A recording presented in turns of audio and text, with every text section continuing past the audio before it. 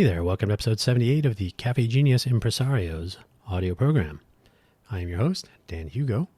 We are recording this we're re-recording this at 5:15 p.m. on Friday, August 23rd, 2024. As you can see from today's title, it is a bit of a throwback if you recall. There cannot be only one.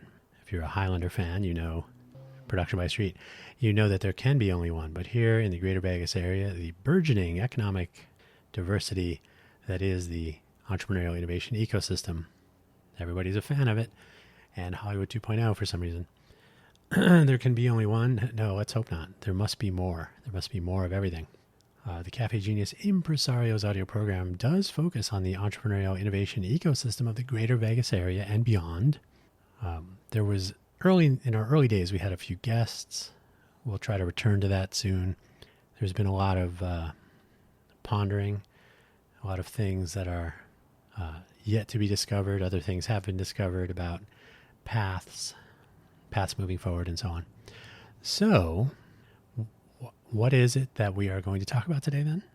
Well, unlike the Highlanders, we need more of everything, like I said. So let's get to by the way, wherever you found this episode, hopefully you can find the episode description, which has the show notes. Man, I've got the allergies going on.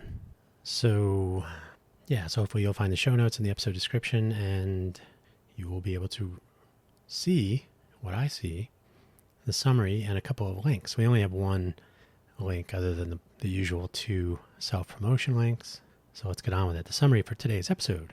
For a place such as the Greater Vegas area, so believing it will be the next Silicon Valley, there has been an interesting trend a few years in that needs some attention, and it is this: why so few? Like I said, there needs to be more. The links for today's episode includes the two usuals: buymeacoffee.com/DanHugo, Ko-fi.com, ko-fi.com/DanHugo. These are, you're not obligated to spend any money. I use these to post links or have a place where you can find my various projects and whatnot outside of my own work.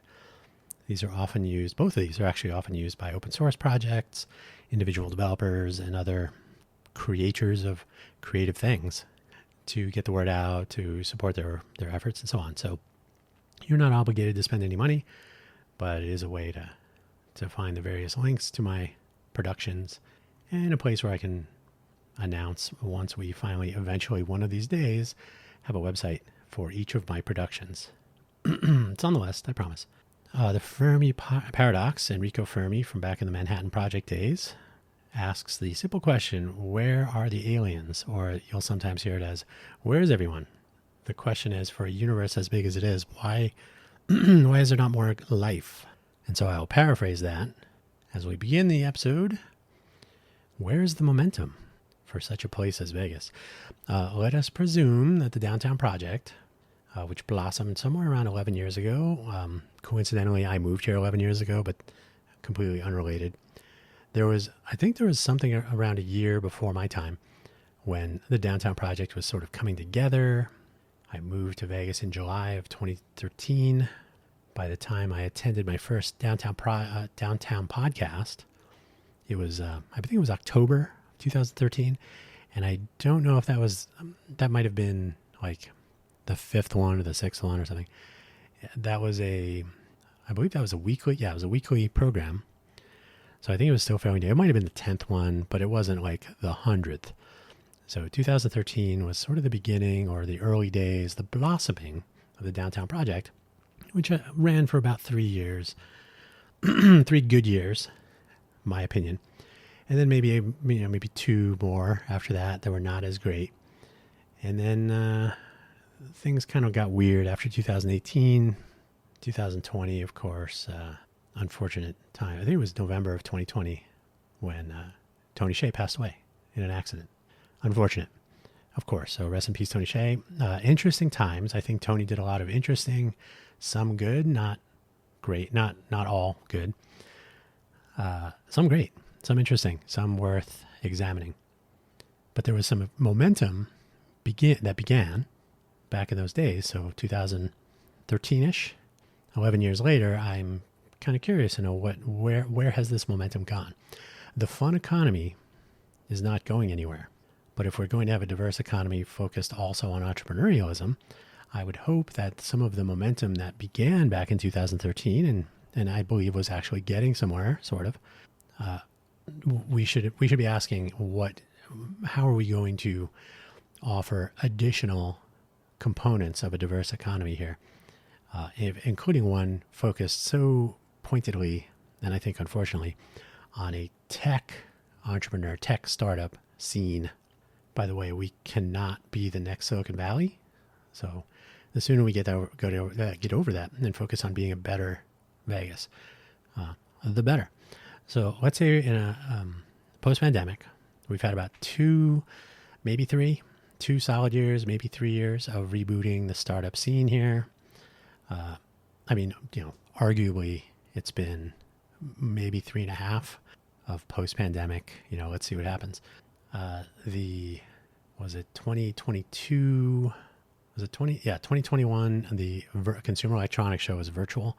That's how I see the world. 2022, it was very low turnout. 2023 was pretty good.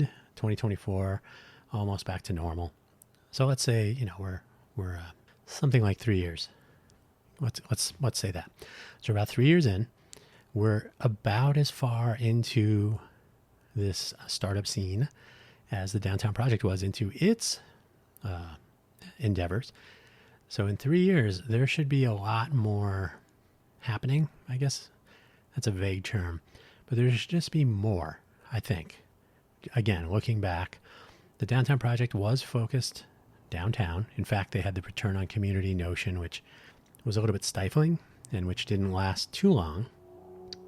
It was basically you need to focus on building your whatever your startup was, had to sort of be integrated into the Downtown Project or point its efforts inward, I guess. And that really just didn't scale. So that didn't last too long. But the fact is, there should be some sort of memory. It's the same footprint. It's the same general area, geographical area. So where is everything? Where are the aliens? I don't like the term startup scene so much, but I like the term startup community even worse. They both imply, first of all, startup scene implies there's a scene. Startup community implies there's a community. And that's usually a bad place to start. Hopefully there's more than one. There should be more. So hopefully there's not a single startup scene, but we do have some problems around that I'll touch on. It's possible that people that are not showing up to the 1 or 2 events that form the startup scene are not able to do so, and so they're not quite so visible. There are signs of life here. There are signs that there is a startup something.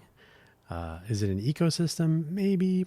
Is it a nomadic, amorphous blob of inspiration? No, not quite. I think some people are sticking around. So it'll be interesting to see over the longer term what happens. But I think it's a mistake to focus so much on on singularity, right? The startup scene. So let's see what happens. So to paraphrase Enrico Fermi then, where is that momentum? Let's do some comparison. I was in Silicon Valley from 1993 to 2001, and then 2005 to 2013. And then I moved to Las Vegas after a house fire. April house fire, July, Vegas. And where I am now. As a software engineer, you can imagine what I was up to when I was in Silicon Valley, so I won't focus on that too much this time. What I will focus on, though, is Sunnyvale, the city of Sunnyvale, where I lived. At the time, and I say at the time, I think it was 2008, I had taken the Leadership Sunnyvale program. We had our Radio Sunnyvale podcast platform with multiple shows. The Leadership Sunnyvale program is where I found my co-conspirator for our local media endeavor. Population of the city of city of Sunnyvale was approximately 120,000 people or so. About 20% of the population that the city of Las Vegas has now. Of course, the city of Sunnyvale has grown over time.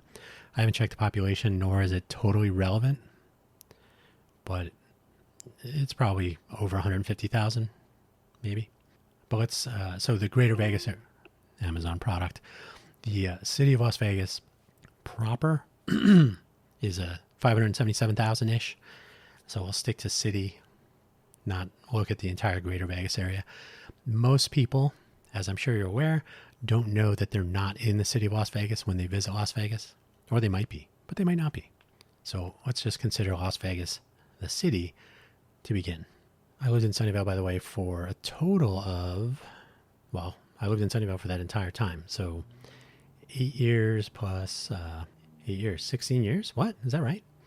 1993 to 2001 is 7, 8. Yeah. 2005 to 2013 is 8. Wow, 16. I thought it was 13. Did I ever think it was 13? Who knows? Anyway, the city of Sunnyvale, I lived there for longer than I've lived in the city of Las Vegas. And again, smaller population. There was no local television, no radio, no newspaper that was published locally, no local reporters. There was one reporter and one photojournalist that was working for a company based in San Jose, Sidewalk Media, I want to say. I met the owner, Dan Polcrano, when we were doing Radio Sunnyvale about how we could work together. So we had one local reporter. I'm sorry, we had one reporter, not local. The reporter did not live in Sunnyvale. So nothing of Sunnyvale was reporting on Sunnyvale. There was the San Jose Mercury News, which would eventually buy out the local papers. So the Merc was kind of the paper of record regardless. But otherwise, really no local media. No radio stations, like I said, and not much coverage unless something really drastic happened. So you weren't going to find mentions of, startups and whatnot. But hang on to that thought. No local movie theaters. That was always strange. There was a movie theater inside the Sunnyvale Mall, lovingly referred to as the Sunnyvale Small, before it closed down. And that was only a few years in of my first tour of duty. So I'm going to say it probably, I could look this up, but I want to say it closed in maybe 96, 97. There was going to be an effort to improve the downtown area where the mall was located. That kind of went south. A little water, thank you. So yeah, no movie theaters. There was going to be a Century Theater opening. If you're familiar with Sunnyvale, there was a Target, which was basically the only surviving entity other than Macy's, and that store has now recently been shut down. That was a company-owned store in the small. So there was a Target that survived all of this. There's a downtown, sort of a short street, Murphy Avenue, with some local businesses and retail, bars, restaurants, and so on. It's been revitalized in more recent years, but there was going to be a movie theater, and I think it was around 2008, 9, maybe 10. It was supposed to open a Cinemark, so Century Theater, and I think Cinemark owned Century, right? And that fell through. So there was just no movie theater in the entire city. Now, I should point out, with that 120,000 people, the city of Sunnyvale at the time was the third largest city on the peninsula, not within the true Silicon Valley, which arguably includes Alameda County, so Berkeley, Oakland, Fremont, Newark, etc.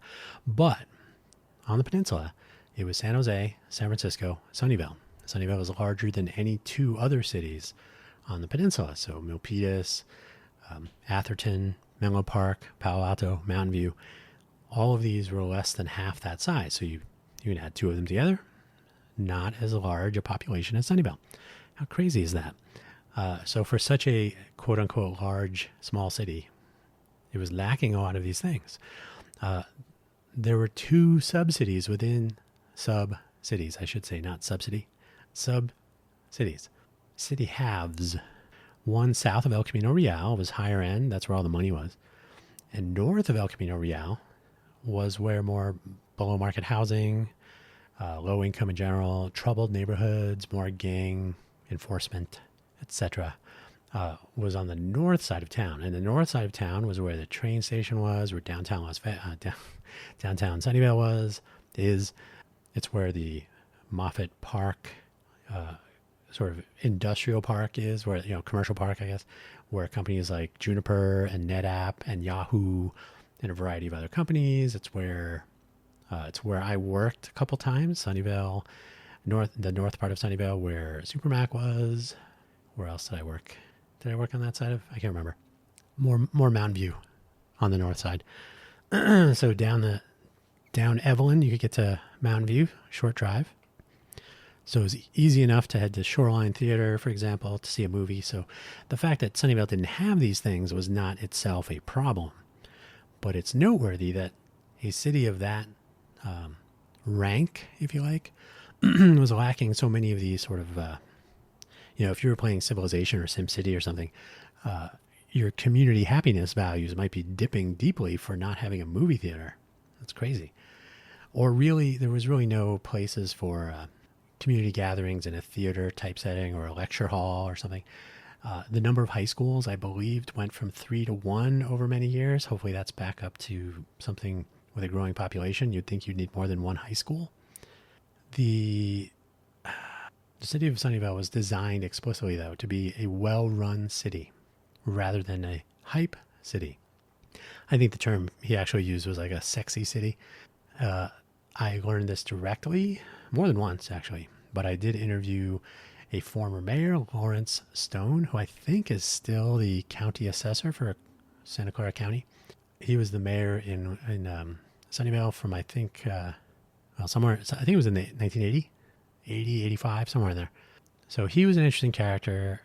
My proximity to so many city council people, my participation in Leadership Sunnyvale program, and obviously the creation of a local media entity that was covering actual local news and talking to people, including the city council folks, made it easy to access these people. And so I interviewed Lawrence Stone, and we had that conversation. So Sunnyvale was always intended to be well run, just not very exciting. Santa Clara had the Great America. Great America? Is that what it was called? The theme park, Paramount's Great America. I think that's what it was. And then now there's the 49er Stadium and Intel. And so lots of money. Well, Intel might not have as much money anymore. But so a lot of entertainment, movie theaters, restaurants. Lawrence Expressway was a nice arterial way to get around. Sunnyvale, not so much. Downtown was kind of ravaged when I was living there, especially after, well, a lot of this is after 2001. So I'm going to assume the economic downturn after the dot-com bust was part of it. There was the economic downturn in 2008, the Great Recession. So when I was living in Sunnyvale, I could walk to downtown. I was literally living right there on the wrong side, on the north side, or the cool side, as we could say. I could walk downtown, and downtown was going through some trouble. Like I said, the mall had been long closed. It was supposed to be remodeled or torn down, or who knows what was happening. There were some apartments that were mid-construction, and if you're a developer, if you stop construction at some point, there are concerns about mold growth, about decay of unfinished. When you build an apartment complex, you're building a lot of wood construction. You got to close those up with some drywall, otherwise they're exposed to the elements, humidity, and so on. So the entire structure doesn't have infinite shelf life when it's not done yet. So that became a problem. There were just a lot of issues. So it became a blighted area and an improvement district. Some interesting times. So small city issues, a lot of stuff going on, a full range of, solo, single person startup, small business, to Yahoo and Juniper, like I said. So the full range. Apple was not in Sunnyvale, but right on the other side of Homestead Road, Apple Computer. So, and now we're getting to part of my point, larger context. So Sunnyvale was and is a part of Silicon Valley with so many cities and a few counties enclosing them. So I usually use the number 5. You could argue it was 6, but 5 is a good number. 5 counties on either side of the bay. So, basically San Jose, San Francisco, Oakland, the counties that included those in a little U shape around the bay. There's just a lot, right? Geographical, cultural, regulatory, and infrastructural diversity on top of creative diversity, right? You had a lot of people from a lot of different places, and they had ideas, different ideas. Let me correct my notes here real quick. So, diversity aplenty, and it doesn't have to be in the modern use of that term, which is sometimes a loaded term, but just plain old mathematical diversity, right? There's just a lot of different places, people, notions, resources, everything. A lot of things. A lot of things were possible, and not only in Sunnyvale. The greater Vegas area is in a single county. One of the things you have to think about when you think about counties, you have to align that with school districts, often county-based. A lot of things are county-based. So if you're 5 school districts, there may have been more, but it was at least 5. If your 5 school districts are doing things a little bit differently, there's a diversity in education. There was always the notion of Cupertino schools. And this was really more about the high school. High school districts may be different where you are from elementary, so K through 8, and then 9 through 12. I know in Phoenix, where I grew up, there was it wasn't county-based, but it was the Glendale Elementary School District, GESD, and the Glendale Union High School District, GUSD. So it was not named after Maricopa County, but it was named after Glendale. But the Glendale Union High School District included schools from other cities. So it wasn't really city-based. So your mileage may vary wherever you're listening. The high schools in Cupertino could be attended if you were living within the Cupertino city limits. So a lot of people wanted to live there because of various reasons that I've gotten into in a previous episode.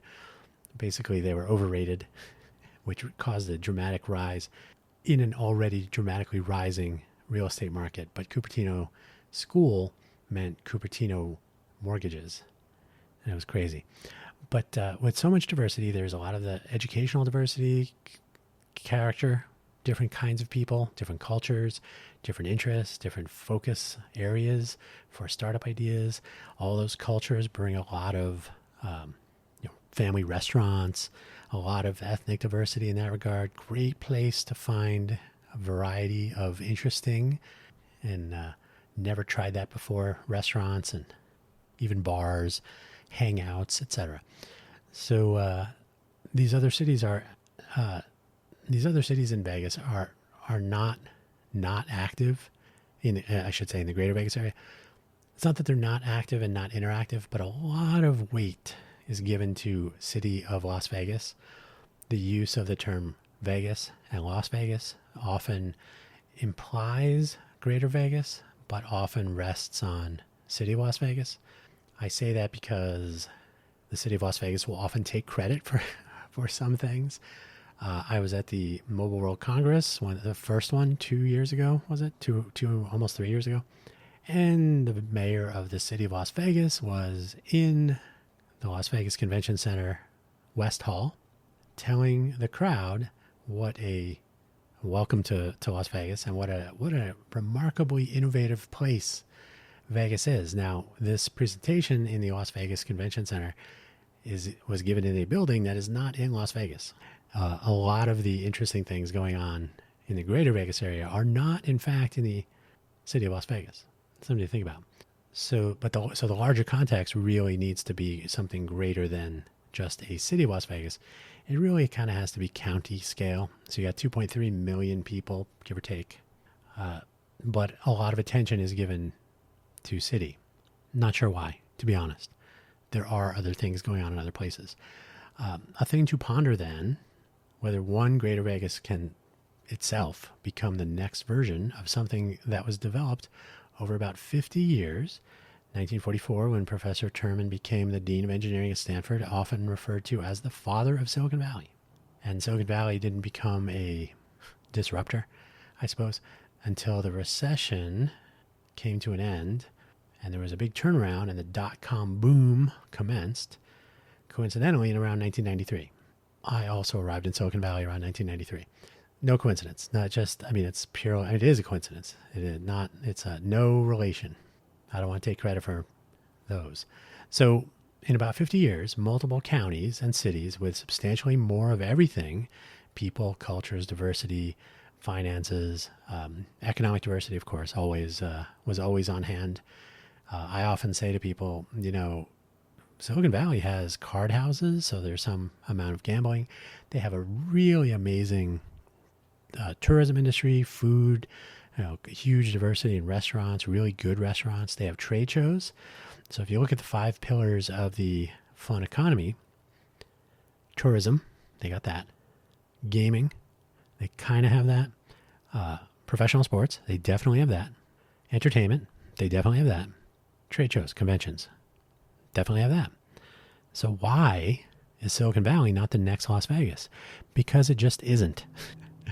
Because the Silicon Valley multiple county region, from that place, thanks to a series of events over many years, what emerged is a technology-focused, entrepreneurially rich, innovation-strong ecosystem, somewhat self-sustaining, arguably, where in the greater Vegas area, a focus early on, 100 years ago? No, from when some people from an Italian fraternal organization and their friends came to Vegas and established a gaming industry and whatnot. So what is that, like 70 years ago, give or take? I think it's 70, 75. Something like that. What emerged is very different. Even though the fun economy does sort of exist in both places, the thing that Vegas is known for will almost certainly never be the other Silicon Valley. The culture's not there. The innovation infrastructure is not here. The entrepreneurial bent, while it is here, it is not the same. So in the larger context, it doesn't really come down to counties. But if you just think one single county, most of the weight is resting on the shoulders of the city of Las Vegas, even if by name, but certainly attempt to capture some of that credibility. It's just a very different atmosphere, different scenario, different environment, but diversity and choice. So as I've said countless times, we could focus on being a better Vegas. This is implied in the play on words, greater Vegas, a Vegas greater than it is now, which does not mean comparing and competing with the Silicon Valley model. What we should be looking at is inclusion of a diversity of opinions, especially those based on a diversity of backgrounds. If there's one thing that is true of the greater Vegas area, 40 million visitors cannot be wrong. 40 million people, and this is a run rate that I did check. You can visit the LVCVA, Las Vegas Convention and Visitors Authority website. I've linked to it previously. We're not focusing on that too much today, but the fact is about 40 million people from all over, domestic and elsewhere, visit Vegas. That's a lot of opportunity to encounter different, I'll say, kinds of people, different cultures, but different domestic regions. So sometimes doing business domestically might be easier for a small company. So an opportunity to interact with, engage, at least encounter a tremendous number of people. You don't have to go to them. They come to you. So if you play your cards right, see what I did there? If you play your cards right, you can actually have potential customers visiting you instead of the other way around. So the strength of the greater Vegas area comes in part from this diversity of visitors. We don't necessarily have to have people move here. We surely don't have enough water for all those people to be here at the same time. We do have enough people. We do have enough water for people to visit on a timeshare basis. So come to Vegas, do your thing, go back home. Want to work on a startup in Vegas? Come to Vegas, do your thing for like a week or two, and go back home. That's what remote work is for. So we don't need to shake up our entire economy. We don't need to gentrify our economy by being the next Silicon Valley. Guess what? Guess what happened in Silicon Valley when it became the Silicon Valley? I shake my head because it became impossible for people who work in the city to live in the city unless you were a tech person, unless you were an actual, unless you're getting FANG salaries nowadays. What does that mean? It means the people protecting your city, Sunnyvale famously has a Department of Public Safety with triple trained personnel. So for a population of around 120 at the time, they had 200, I think, 203, something like that. Police, fire, paramedic cross-trained. Not 200 police, 200 fire, 200 people that could switch roles as needed. Those people really couldn't afford to live in the city that they're protecting. They couldn't live next door to the people they're protecting.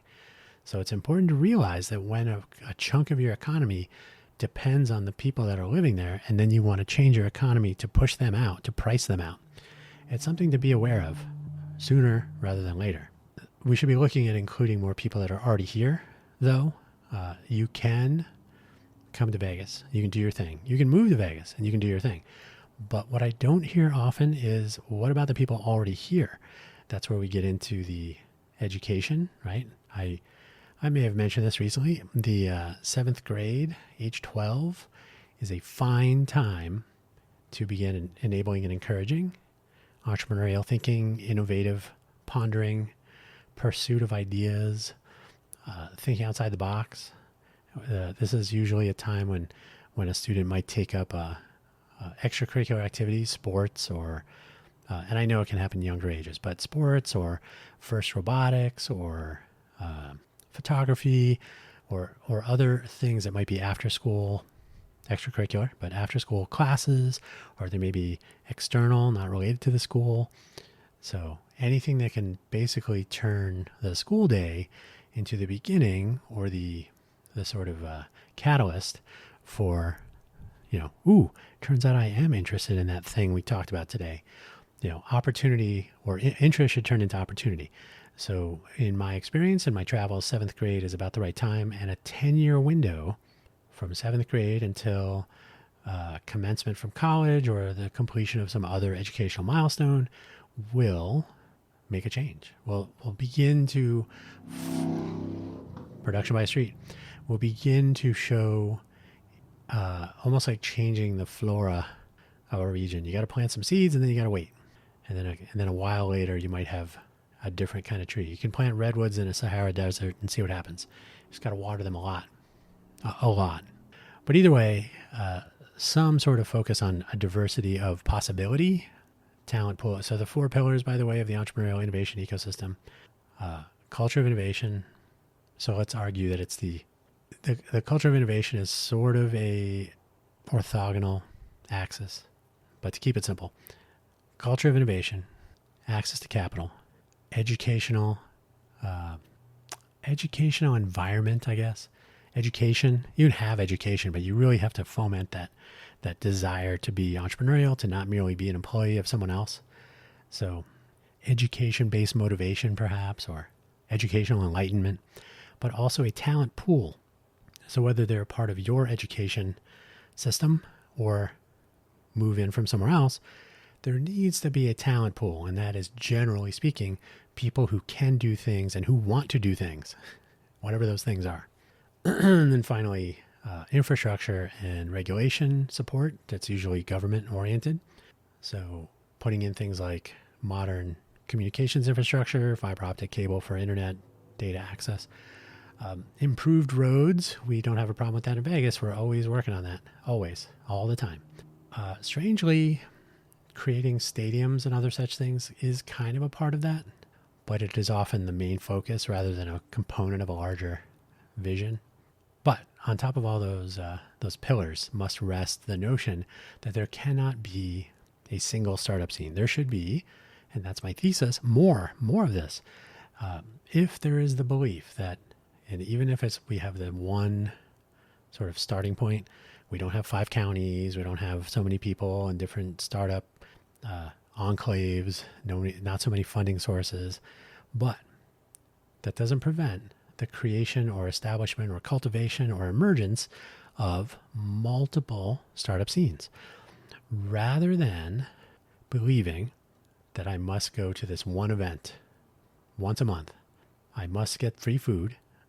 I must go to a couple of classroom settings, be told certain things, interact during lunch, hand out my business cards, maybe try to get a new client or whatever, and then check off a big box that says, I am in the startup scene. That's just not how it works. It makes no sense to provide that single checkbox event at its core and to develop a small group, groupthink cohort that checks the same box every month. If I tell you, hey, you're in the startup scene, and then that person says, you are too, and we give ourselves a high five, check the box on our to-do list, and we get on with our day. At the same time, those pursuing their endeavors but not attending the one or maybe a few big events are mysterious. They may not even exist if you don't ask around. Now that I've kind of walked away from the startup scene, I think there are other startup scenes. I often tell people there are 2.3 million people in the Clark County, Greater Vegas area. According to the census, it's probably more by now, probably 2.4, 2.5, who knows. There's a lot more people than are appearing at a monthly event like Tech Alley, even a lot more than are appearing at First Friday, which is not a startup event. It's a date on a calendar.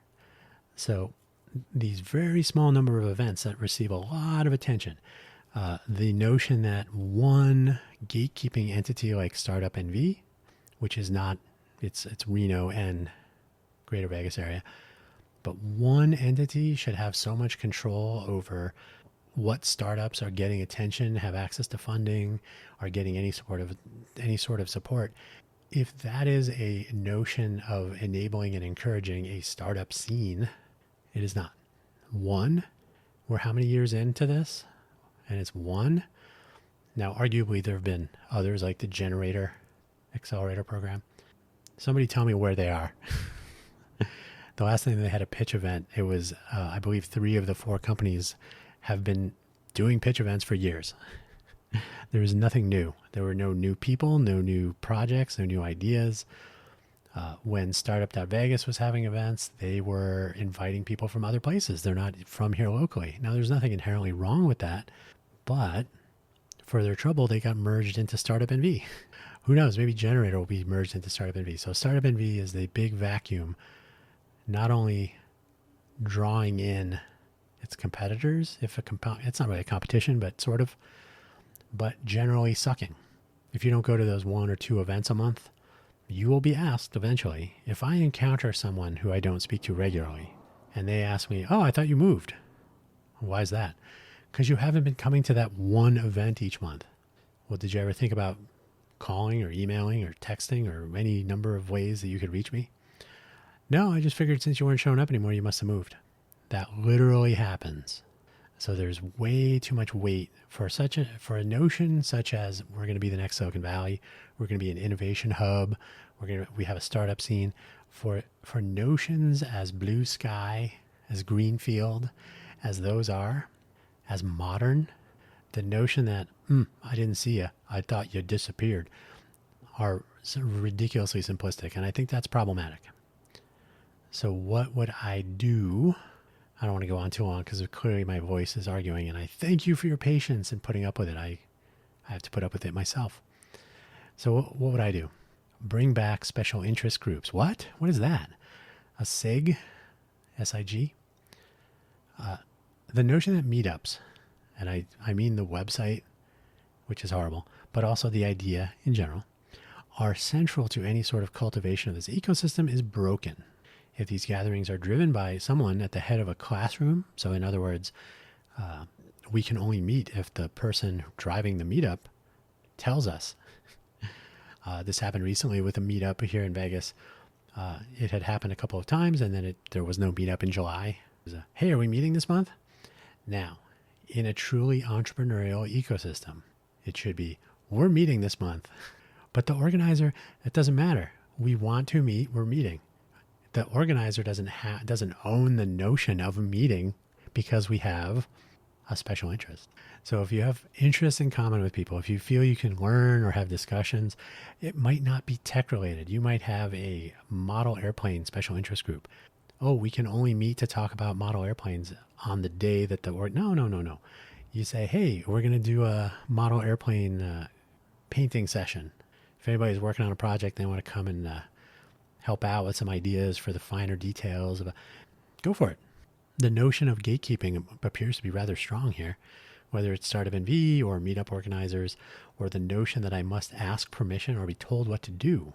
Special interest groups would be a way to kind of convince people that they do not have to wait to work with other people to collaborate. Collaboration is not something that should be dictated to you. It should be something you take part in. If one person cannot plan and execute, then the entire group sits and waits is just that is the bottom line bad. It's just not entrepreneurial thinking. Obviously, start at age 12. Like I said, 7th grade is the ideal time. It can vary, but you should be enabling and encouraging entrepreneurial and innovative proclivities, not encouraging them to wait to be told what to do. That seems to last into the next phase of life when you're waiting around on meetups. Are we going to meet again? No, say we are meeting again. We're meeting again. Whoever wants to join me at a whatever. Hey, I'm going down to this coffee shop. If anybody wants to join in on a little co-work this afternoon, get out of the house. Well, wait, don't we have to sign up for a meetup group and we have to RSVP? No. We are entrepreneurs, or we have special interests. We have special interests in common. There are no rules. If you're attending a meetup that's in a classroom style, lecture style, if you're going there to learn something from someone there to impart it, that's different. That's a different kind of meetup. It's not what we're talking about here. So start at age 12. There's a 10-year path, possibly ending with college commencement, as I've mentioned, maybe some other educational milestone, a vocational boot camp, whatever it is. But about 10 years, and you've got, if you've been focused for 10 years, get some serious momentum, possibly some ideation and implementation along the way, hopefully, and a real sense that I don't have to wait for other people to tell me what to do. I don't have to wait on other people before something might happen. I can be a part of that, not a spectator. And stop parameterizing. That is, instead of focusing so early, like today, we are 50 years away from being Silicon Valley. Instead of focusing so early on, tech startups, which Startup NV does, enable startups, enable entrepreneurialism. It's not going to damage the fun economy to have more entrepreneurs. It would damage the fun economy if there's an artificial creation of a startup scene wherein perhaps, hey, Google, move your development team here. That would be a bad idea anyway.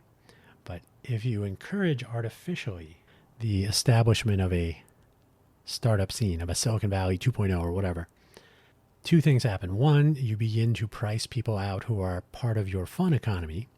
This happened during the pandemic. Android phones are also annoying. Apparently it was capturing my voice. So first, you price people out. Second, you've artificially, now I mentioned redwoods in the Sahara moments ago. You plant redwoods in the Sahara. You water them. They grow. You're done, right? No. You have to keep watering them because that is not the normal habitat for redwood trees in the Sahara Desert. So similarly, we've already shown that over some 50 or 70-year window, it's possible for a dominant focus to emerge. So Silicon Valley, because of all of its various conditions back in the mid-40s, early 50s, all the way to now, a lot of things lined up to make disruptive technology development and entrepreneurialism and innovation flourish there. Vegas, because of a variety of circumstance, conditions were right. Gaming, entertainment, the fun economy flourishes here. It doesn't mean you cannot have fun economy components in Silicon Valley. It doesn't mean you can't have tech startups in Vegas. But it does mean that one will probably not take over the other. And it's probably asking for trouble to artificially induce such a thing. So if we till the field, to continue that analogy, and we are able to plant some seeds of entrepreneurialism and innovation, if the ecosystem is right, we have the right amount of sun and water, we might have to take care of the fields, or they might be able to be self-sustaining. Who knows? We might have startups that don't require a lot of water. Hopefully.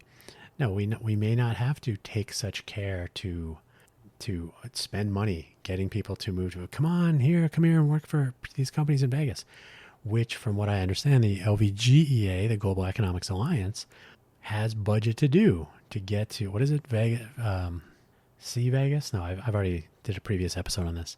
I can't remember what it was, but during the F1, the Formula One event last year, there was money spent on literally inviting people here to see, hey, look what you're missing out on by not moving your startup here. Look at all this distraction we have for your potential employees.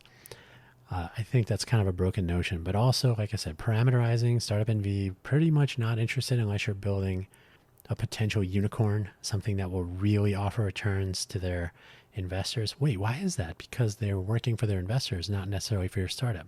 That is their stated mission. So they're there for their investors. They have other programs, Incubate NVs, Accelerate, Angel NV. There's a couple of other ones. But generally speaking, you have to wonder why they are not more proactively encouraging any sort of entrepreneurialism. It's not in their interest. So stop parameterizing what startups should be. Clark County has a similar problem. They're going to focus on artificial intelligence as the future. And as recently as now, that's already turning out to be like, well, maybe investment in artificial intelligence is premature. We don't really know what the product is. We only know that the technology is gee whiz. And it might put people out of work. But hey, we got a bunch of fun economy employees with what they could be working on. Well, not programming, because the AI will take over that. What are we going to do? Who knows? Has anyone thought this out? I don't think so. But that's why more ideas, diversity of ideas, is actually a good thing.